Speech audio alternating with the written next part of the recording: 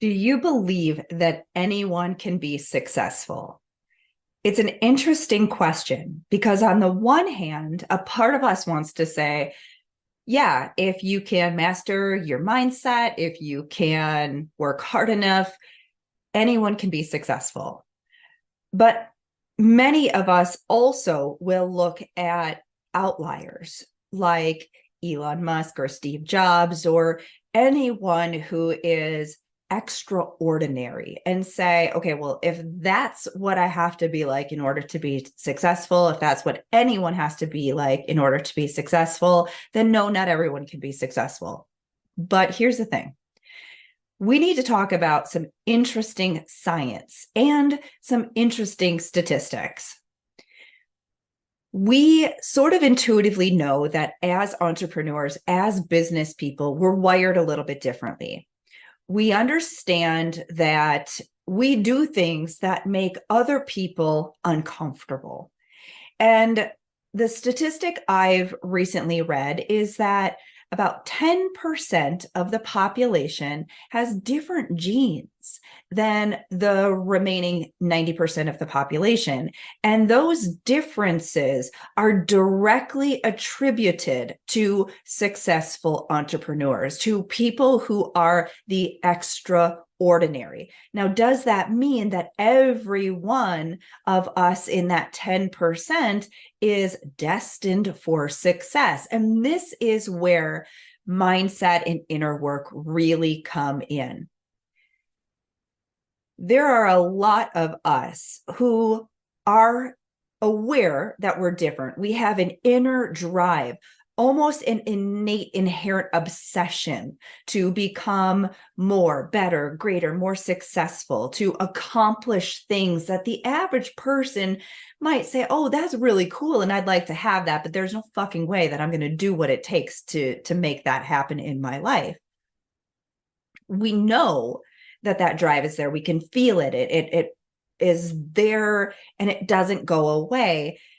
The challenge is all of those beliefs that we have, all of that childhood conditioning, all of the stuff that was programmed into us by parents and society and religion and wherever the hell else it came from, all of those things that become limiting beliefs, the things that we started to believe about ourselves, that we're not worthy, we're not good enough, we're weird, we're different, we're not valuable enough.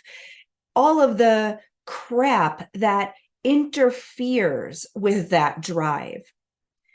So today is a little bit of a public service announcement type of Mentor Minutes.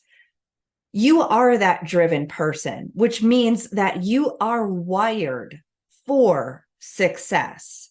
However, your mental conditioning will get in the way of that success unless you take responsibility for it. You've got to take ownership of it. You got to start to challenge those limiting beliefs. You have to start to reprogram your mind. A lot of people talk about mentors. The power of that is it's essentially a form of programming. Just like you were programmed by your parents' beliefs and behaviors about you, you also get reprogrammed by powerful people with belief and energy and conviction that can transfer a lot of that good stuff onto you, those more empowering beliefs and that encouragement that maybe you have never gotten before. But there's other things that you need to do as well. That's why they say leaders are always readers. It's about reprogramming. The more good stuff you're putting into your mind, the more you're beginning to challenge those old limiting beliefs, the more you are setting yourself up for success. I obviously am a huge proponent of hypnosis and affirmations and subliminals and EFT and energy work, because then we're getting into a deeper level. We're going into a deeper level of the mind, and we're starting to really create some powerful shifts at the subconscious level of the mind. When you start to combine all of these different pieces, that's when you really start to build some positive momentum. And while I do have my master's degree in metaphysical science, and you'll hear me get pretty woo-woo talking about the laws of the universe, I am coming at it from a very pragmatic point of view, not sit and manifest by visualizing and imagining only. Okay.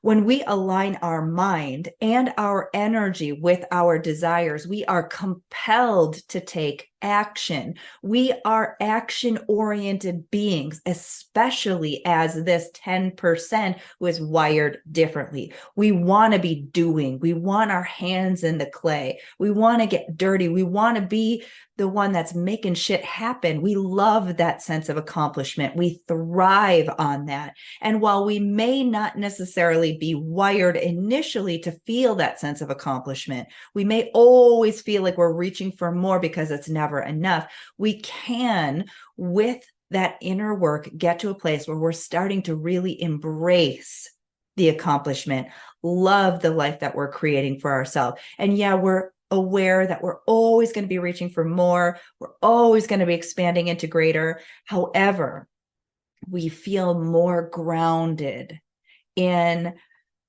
appreciation for this journey that we're on. We feel a greater sense of fulfillment. We are able to actually key into that sense of purpose and meaning in our lives. And this is why it is so valuable to be doing the inner work, because you can. And I've said this in other videos. I've said this in other trainings. I've said it all the time on my podcast and in interviews that I've been on. You can achieve success without doing that inner work, without cleaning up some of those things from the past. But you're left with all of that negative stuff that just is nagging at you, pulling you down, causing you to feel like it's never enough. You're never enough. It is worth doing the inner work. The inner work is what brings more richness to your life, and it does accelerate the outer reality as well. I'm going to wrap up this Mentor Minutes. This is Alicia Cramer. Make sure you follow me on all of my social media and just keep being the amazing, amazing person that you are.